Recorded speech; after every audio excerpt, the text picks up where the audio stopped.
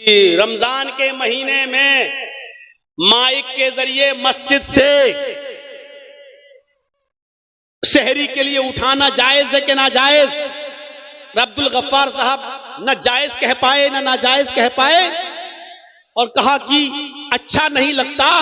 मेरे भाइयों, ऐसा तरीका सरासर गलत और नाजायज है। आप मस्जिद के मिंबर पे या मस्जिद के माइक से रात में किसी को बेदार करें, यह आपके लिए जायज है ही नहीं। इसलिए कि अल्लाह के नबी ने फरमाया कि अपनी जबान से और अपने हाथ से किसी मुसलमान को तकलीफ मत पहुंचाओ। अल मुस्लिम मन सलिम अल मुस्लिमून मिन लिसानी व यदी। मुसलमान वो है जो अपनी जबान और अपने हाथ से दूसरे को तकलीफ न पहुंचाए। आप अपनी जबान से दूसरे मुसलमानों को तकलीफ पहुंचा रहे हैं। आप कहेंगे कि शहरी के लिए उठाना तकलीफ वाली चीज है? हाँ, जिनको रोजा रखना है बहुत से उनके पास रास्ते हैं। मोबाइल में अलार्म लगाना, घड़ी में अलार्म लगाना, उठ जाना, उनके पास बहुत से तरीके हैं। लेकिन आप माइक से क्यों आवाज देंगे? क्यों पुकारेंगे? क्यों चिल्लाएंगे? क्या सबके ऊपर रोजा फर्ज है?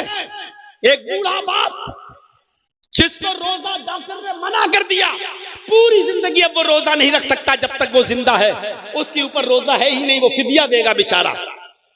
एक मिस्कीन खाना खिलाएगा, आप माइक पकड़ के कहते हैं रोजेदार भाइयों उठिए और सहरी कीजिए, बनाइए।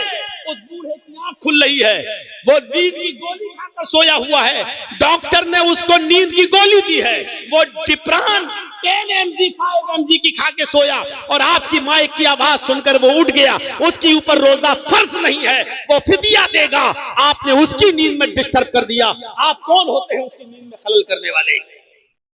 एक औरत जिसको पीरियड आ रहा है रोजा नहीं रख सकती, आपके माइक की आवाज ने उसकी नींद में भी डिस्टर्ब कर दिया, उसको भी उठा दिया।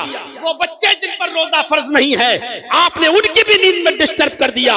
वो औरतें जो अपने बच्चों को दूध पिलाती हैं, शरीयत जिनको रुख्सत दे रही है कि वो रोजा छोड़ दे बाद में पूरा करें, आप उनके रोजे में डिस्टर्ब कर रहे हैं, उनकी नींद में आप डिस्टर्ब कर रहे हैं। मेरे भाइयों, जिन औरतों के पेट में हमल है, बच्चा है, आपने उनकी नींद में भी डिस्टर्ब कर दिया। शरीयत कहती है कि वो रोजा छोड़ दे बाद में रखें। मेरे भाइयों, मुझे बताइए कि आप कौन सा सवाब का काम कर रहे हैं? आप मुसलमानों को तकलीफ दे रहे हैं।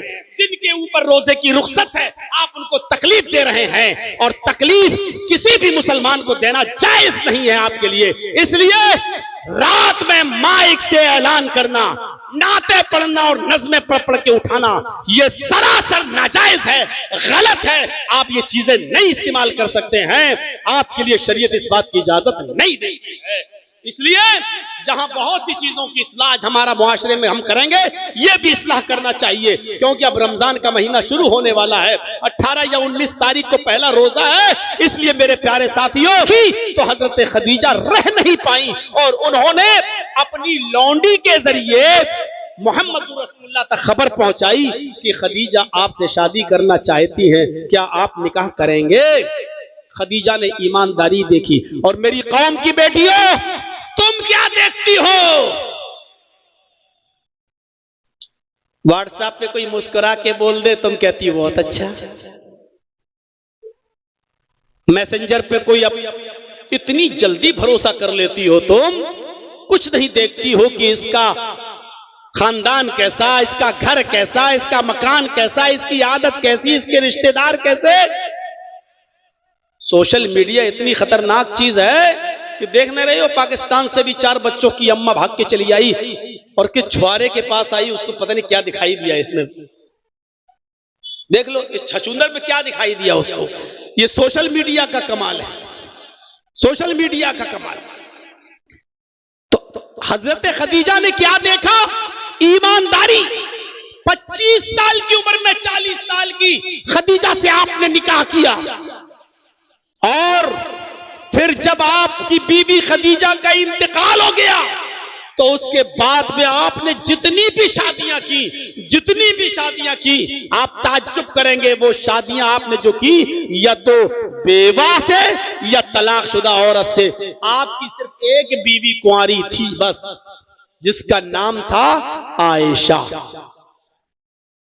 आयशा के अलावा जितनी भी बीवियां थी, हफ्सा जो उमर की बेटी थी, उनका शौहर खुनैस जंगे बदर में जख्मी हो गए थे और बाद में जख्मों की ताप न ला सके, इंतकाल कर गए। तो आपने खुनैस की बीवी उमर की बेटी हफ्सा से निकाह किया, वो बेवा थी। आपने सफिया से निकाह किया, वो भी मेरे भाइयों एक जंग में गिरफ्तार करके लाई गई, कैदी बनकर लाई गई, हिस्से में नबी की आई, लौंडी बनी, आपने आजाद कर दिया। फिर उसके बाद में आपने उनको अपने निकाह में ले लिया। हजरत सफिया से आपने निकाह किया। खदीजा के अलावा मैमूना, वो भी आपकी बीवी जो थी वो बेवा। ये आपने जितने भी निकाह किए, या तो बेवा से या मुतल्लका, जिनसे तलाक हो चुकी थी, इनकी तलाक हो चुकी थी। तो आपने ये रस्म भी खत्म की कि लोगों, जो औरत का शौहर मर जाए वो औरत मनहूस नहीं होती है। इसका मतलब ये नहीं होता कि अब जो भी इससे शादी करेगा वो आदमी मर जाएगा या ये उसको डस लेगी। आपने इस बुरी रस्म को खत्म करने के लिए खुद आपने हजरत खदीजा से पहले निकाह किया, फिर आपने सफिया से किया, हफ्सा से किया, मैमूना से किया, आपने ये निकाह भी किए। एक और रस्म थी अरब के अंदर। वो रस्म क्या थी? मुंह बोले बेटे की बीवी को अपनी बहू समझना। जैसे हमने किसी को अपना बेटा बना लिया, है नहीं मेरा बेटा, लेकिन अपना बेटा उसको हमने बेटा मान लिया, चलो ये मेरा बेटा है, हम उसको खिलाए, हम उसको पिलाए, हम उसको अपने पास रखे हुए हैं। अब उसकी शादी भी हमने कराई, अब उसकी बीवी को हम अपनी बहू समझ रहे हैं। और अरब का यह अकीदा था, रस्म, कि उससे शादी नहीं कर सकता है उस लड़के का मुंह बोला बाप। ज़ैनब का निकाह अल्लाह के नबी सल्लल्लाहु अलैहि वसल्लम ने ज़ैद इब्ने हारिसा से कराया था। जानते ना, ज़ैद जो हजरत खदीजा के गुलाम थे, और जब अल्लाह के नबी ने हजरत खदीजा से शादी की तो हजरत खदीजा ने ज़ैद को अल्लाह के नबी को दे दिया। और ज़ैद अल्लाह के नबी के इतने करीब थे कि जब ज़ैद के बाप और चचा ज़ैद को लेने आए, कहा अल्लाह के नबी मेरा बेटा आपके पास है। आपने कहा कौन? कहा ज़ैद, हम उसको लेने आए, आप मुंह खोलिए, आपको कितना पैसा चाहिए, हम पैसा देने के लिए तैयार हैं, लेकिन मेरा बेटा मुझे दे दो। अल्लाह के नबी ने कहा नहीं, आपका बेटा अगर है और आपके साथ जाना चाहता है और आपको अगर पहचान लेता है तो मैं उसको छोड़ने के लिए तैयार हूं, मेरी तरफ से कोई बंदिश नहीं होगी। आपने बुलाया, ज़ैद इधर आओ। ज़ैद आए। आपने कहा ये पहचानते हो ये कौन है? ज़ैद ने कहा ये मेरे बाप हैं, ये मेरे चचा हैं। अल्लाह के नबी ने कहा तुम पहचानते हो? कहा ये तुम्हारे बाप हैं? हाँ। ये तुम्हारे चचा है? कहा। आपने कहा ज़ैद ये दोनों तुम्हें लेने आए और मैं तुम्हें छोड़ने के लिए तैयार हूं। ये बेचारे पूरी तुम गिरफ्तार कर लिए गए या कैद कर दिए गए या पकड़े गए या अगवा कर लिए गए और कई सालों से तुम्हारे माँ बाप परेशान थे, आज तुम्हें लेने आए हैं, मैं तुम्हें इनके हवाले कर रहा हूं, तुम जा सकते हो, तुम अपने माँ बाप के पास, अपने चचा, अपने रिश्तेदारों में जा सकते हो। ज़ैद रोने लगे। अल्लाह के नबी ने कहा क्यों रो रहे हो? कहा अल्लाह के नबी मैं आपको छोड़कर नहीं जाऊंगा। तब बाप ने कहा बेटा तू गुलाम बनकर रहेगा, मैं तुझे आजाद कराने आया, मैं लेने आया, और तू कह रहा है कि मैं मोहम्मद के पास रहूंगा, तू आजादी पर गुलामी को तरजीह देता है। उसने अपने बाप से कहा मेरे अब्बू मोहम्मद के पास मैं गुलाम बनकर नहीं, घर का मालिक बनकर रहता हूं, जो चाहता हूं खाता हूं, जो मर्जी आती है काम करता हूं, जो मर्जी आती है नहीं करता हूं, जहां जाना चाहता हूं जाता हूं। मोहम्मद रसूलुल्लाह मुझे अपने बेटे की तरह रखते हैं, अपने गुलाम की तरह नहीं। जब बेटे ने जाने से इनकार कर दिया ज़ैद ने, तब बाप खुशी खुशी चले गए। अगर हमारे घर से भी ज्यादा प्यार तुझे इस घर में मिल रहा है तो बेटे हम तुझे नहीं ले जा सकते, रहो तुम यहाँ। हंसते हुए गए, आए थे रोते हुए, हंसते हुए गए कि मेरा बेटा यहाँ खुश है। अल्लाह के नबी ने जब ये देखा कि ज़ैद अपने माँ बाप के साथ नहीं गया, मेरी मेरी मोहब्बत देखकर। तो जैद का हाथ पकड़ा और खाने काबा में ले गए और खाने काबा में ले जाकर लोगों में ऐलान किया, लोगों सुन लो, ये जैद आज के बाद मेरा बेटा है, मोहम्मद की वरासत में इसका भी हक है, यानी मेरी जब वरासत तकसीम होगी तो इसमें मेरे बेटे को भी हिस्सा मिलेगा। जब ये कहा तो अल्लाह ने कुरान की आयत नाजिल फरमा दी और उसमें फरमा दिया, नहीं, आपके बेटा कह देने से वो आपका बेटा नहीं हो जाएगा, उसका बाप वही कहलाएगा जो इसका बाप है। आप उसकी खिदमत कर सकते हैं, उसको अपने घर में पाल सकते हैं, पोस सकते हैं, बड़ा कर सकते हैं, लेकिन आप उसके बाप नहीं बन सकते हैं। अल्लाह ने मना कर दिया। फिर अल्लाह के नबी ने जैद का निकाह ज़ैनब से करा दिया। ज़ैनब में और जैद में ज्यादा दिन तक निभ न पाई, दोनों में खटास हो गई और हजरत ज़ैनब ने तलाक ले ली जैद से। हजरत ज़ैनब ने जैद से तलाक ले ली। जब ज़ैनब ने जैद से तलाक ले ली तो अल्लाह के नबी पर वही नाजिल हुई कि इस वक्त मुंह बोले बेटे की बीवी से कोई आदमी शादी नहीं करता है। अगर आप इसके साथ निकाह नहीं करेंगे तो अरब के अंदर यह दस्तूर बाकी रहेगा, लोग मुंह बोले बेटे को सगे बेटे की तरह समझेंगे और उसकी बीवी को सगी बहू की तरह समझेंगे। इस रस्म को तोड़ो।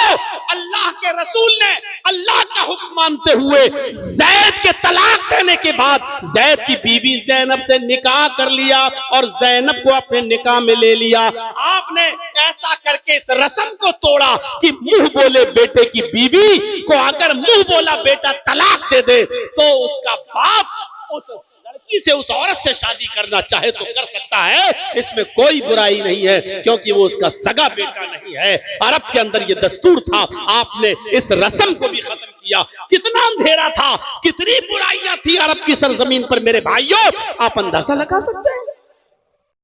इन सब को आपने खत्म किया। शौहर और बीवी के दरमियान मैंने जो बताया वही हाल, रखना चाहता रखता, जब चाहता तब तलाक दे देता। अल्लाह के रसूल ने कैसी मोहब्बत करके दिखाई कि कुर्बानी का दिन है और गोश्त खा रहे हैं, उठाते मुंह तक ले जाते हैं, फिर वापस कर देते हैं, फिर मुंह तक ले जाते हैं, वापस कर देते हैं, फिर मुंह तक ले जाते हैं, वापस कर देते हैं। रोने लगे। हजरत आयशा कहती हैं आप रो रहे हैं? अल्लाह के नबी ने फरमाया, हाँ आयशा, आज मुझे अपनी बीवी खदीजा की याद आ रही है। आज खदीजा जिंदा होती तो आज कुर्बानी के दिन वो भी मेरे साथ बैठी होती और खाना खाती। हजरत आयशा कहती हैं, उस बूढ़ी औरत को आप याद करते हैं जो 66 साल की उम्र में मर गई, इस दुनिया से चली गई, इंतकाल कर गई। आए अल्लाह के नबी, उस 66 साल की बूढ़ी औरत को आप याद करते हैं और हम जवान औरतें आपकी खिदमत में मौजूद हैं, आप हमसे फायदा उठाइए, आप उस बूढ़ी औरत को क्यों याद करते हैं? अल्लाह के नबी ने फरमाया, आयशा खामोश, तुम नहीं जानती हो, तुम नहीं जानती हो खदीजा कौन थी। तुम खदीजा का मुकाबला करना चाहती हो, नहीं कर सकती हो। खदीजा खदीजा थी और आयशा आयशा है, खदीजा की तरह तुम नहीं बन सकती हो। आयशा जब सारी दुनिया मोहम्मद को झुटला रही थी तो खदीजा अकेले मोहम्मद की तस्दीक कर रही थी। जब सारी दुनिया मोहम्मद के नबी होने का इनकार कर रही थी तो खदीजा अकेले अशहदु अल्ला इलाहा इल्लल्लाह व अशहदु अन्न मुहम्मदन अब्दुहु व रसूलुहु पढ़ रही थी। जब सारी दुनिया मोहम्मद को पत्थर मार रही थी और मेरा सर फट रहा था, खून मेरे माथे से, पेशानी से टपक रहा था, तो अकेले खदीजा अपने सर का दुपट्टा फाड़ कर मेरा खून साफ कर रही थी। मेरा खून साफ करके मुझे ढारस दे रही थी और तसल्ली दे रही थी। आयशा, तुम खदीजा का मुकाबला नहीं कर सकती हो, खदीजा खदीजा है और आयशा आयशा है। इस तरीके से आप अपनी बीवी खदीजा के साथ रहे, इस तरीके से आपने रोल अदा किया। मेरे भाइयों, हजरत आयशा से भी मोहब्बत की इंतहा थी, इतनी इंतहा थी, इतनी इंतहा थी कि हजरत आयशा के ऊंट को छोड़कर आप सफिया की ऊंट पर सवार हो गए पता नहीं था। सफिया ने हजरत आयशा से अपना ऊंट बदल लिया, तुम्हारा ऊंट कमजोर है और तुम्हारे ऊंट पर अल्लाह के नबी बैठते हैं, ऐसा करो कि ये ऊंट मुझे दे दो और मेरा अच्छा वाला ऊंट तुम ले लो, क्योंकि ये ताकतवर है, तुम दोनों बैठते हो ना, तो इस ऊंट को ले लो। अल्लाह के नबी जब आए तो आपने समझा ये ऊंट आयशा का है और आयशा ने सफिया का ऊंट ले लिया, सफिया की ऊंट पर बैठ गए। आपने कहा सफिया तुम, ये तो आयशा। कहा नहीं, हमने ऊंट चेंज कर लिया है। अच्छा चलो कोई बात नहीं, आधी दूर इनके साथ आए, अब आधी दूर तुम्हारे साथ चल देते हैं। आप सफिया के साथ चले, जबकि बारी थी हजरत आयशा की। हजरत आयशा को इतनी देर की जुदाई बर्दाश्त नहीं हुई, जब मकाम पर पहुंची तो जंगल में चली गई, जंगल में चली गई। बुखारी की रिवायत, जंगल में जाने के बाद एक सुनसान खेत में, एक हरे भरे खेत में घास में उन्होंने अपना पैर डाल दिया और पैर दाखिल करने के बाद कहा अल्लाहुम्मा सल्लि अलैया करबन औ हय्यतन, आय अल्लाह आसमान से कोई, आय अल्लाह इस खेत में, इस झाड़ी में कोई सांप भेज दे या कोई बिच्छू पैदा कर दे, तल्दिगुनी, जो मुझे डस ले, जो मुझे काट ले और उसके जहर से मैं मर जाऊं। हुआ रसूलु कला अकूलु लहू शैया, वो तेरे नबी है, मैं उनकी शान में कुछ नहीं कह सकती। यानी मेरे ऊंट की बजाय सफिया के ऊंट पर बैठ गए, मेरी बारी की है और फिर भी आप दूसरी बीवी के ऊंट पर बैठ गए, मैं ये जुदाई बर्दाश्त नहीं कर सकती। इतनी मोहब्बत थी हजरत आयशा सिद्दीका को अल्लाह के रसूल से, ये मोहब्बत करना सिखलाया था अल्लाह के रसूल ने, ऐसा प्यार करना सिखलाया था मोहम्मद रसूलुल्लाह ने, रूह फूंकती प्यार की मोहम्मद रसूलुल्लाह सल्लल्लाहु अलैहि वसल्लम ने।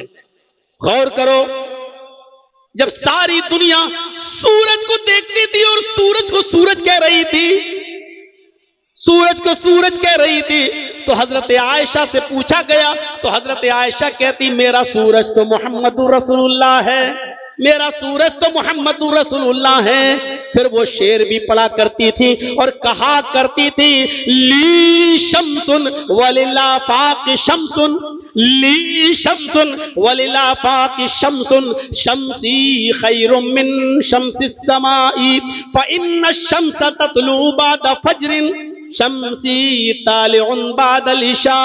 हजरत आयशा ये शेर पढ़ा करती थी, एक आसमान का सूरज है, एक मेरा सूरज है, ली शम्सुन, एक मेरे पास भी सूरज है, एक आफाक आसमान का भी सूरज है, ली शम्सुन वलिल आफाक शम्सुन, शम्सी खैरुम मिन शम्सिस समा, मेरा सूरज आसमान के सूरज से ज्यादा अच्छा है, मेरा सूरज आसमान के सूरज से ज्यादा बेहतर है। फिर कहती थी शम्सुन्नासी ततलू बाद फजरिन, लोगों तुम्हारा सूरज तो फजर के बाद पूरब से निकलता है, तुम्हारा सूरज फजर के बाद पूरब से निकलता है। शम्सी ततलू बादल इशा, लेकिन मेरा सूरज इशा के बाद मेरे बिस्तर पे आता है, मेरा सूरज इशा के बाद मेरे बिस्तर पे आता है। यानी मोहम्मद रसूलुल्लाह को सूरज बताया है हजरत आयशा ने, ऐसी मिसाली मोहब्बत पैदा कर दी मेरे भाइयों। ये कितने रस्म और रवाज को खत्म किया मोहम्मद रसूलुल्लाह सल्लल्लाहु अलैहि वसल्लम ने।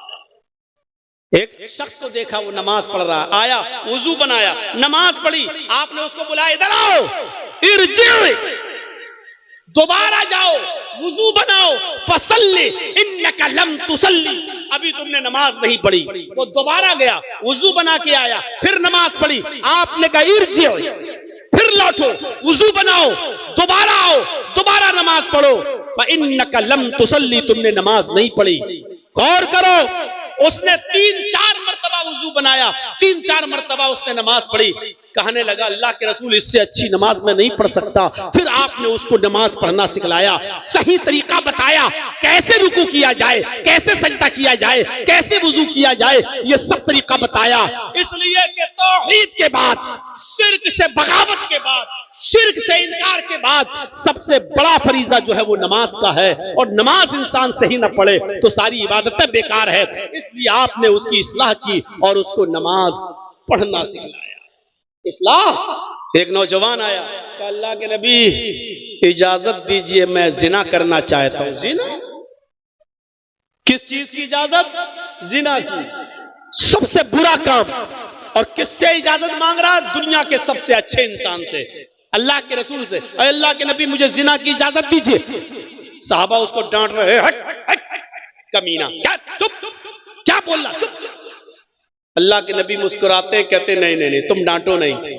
अभी कोई आदमी मुझसे कहे कि मौलाना साहब ये मैदान में हम जाना चाहते हैं, आज बहुत अच्छा माहौल है, जाऊं? अभी डांट, कमीने, हमसे क्या पूछता है? अगर कोई हमसे पूछे कि जर्जीत साहब किसी लड़की से दोस्ती है कि मैं उसके साथ जाके कुछ कर सकता हूं, हम क्या बोलेंगे? कमीने, तुझे शर्म नहीं आती? हमसे भी इस तरीके की बातें कर रहा है तू? वो अल्लाह के रसूल से कह रहा है इजाजत दो जिना की, और साहबा डांट रहे हैं। अल्लाह के नबी कहते डांटो नहीं, इधर आओ। है कोई? कहां कोई दोस्त है? अरे आज के माहौल के हिसाब से बोलूं ना, हाँ एक गर्लफ्रेंड है मेरी। अच्छा, मिलना चाहते हो कि जी? आपने कहा ठीक है मैं इजाजत देता हूं, लेकिन ये बताओ कि जो काम तुम उसके साथ करना चाहते हो, अगर मैं तुमसे ये कहूं कि ये काम तुम अपनी बहन के साथ करो तो करोगे? कहता फिदा का बीवा उम्मी या रसूल अल्लाह, मेरे माँ बाप आप पर कुर्बान। अल्लाह के नबी, बहन के साथ कैसे कोई कर सकता है? नहीं, कोई इज्जत वाला इंसान, इज्जतदार शख्स अपनी बहन के साथ ये काम नहीं कर सकता। आपने कहा बेटी के साथ? कहा नहीं। आपने कहा फूफी के साथ? कहा नहीं। खाला के साथ? कहा नहीं। चची के साथ? कहा नहीं। आपने कहा जिस लड़की के साथ तुम ये काम करना चाहते हो वो भी किसी की बहन होगी, बेटी होगी, फूफी होगी, खाला होगी, चची होगी, कुछ तो होगा। फिर वो कैसे बर्दाश्त करेगा कि मेरी चची, मेरी बेटी, मेरी बहन के साथ ये काम किया जाए?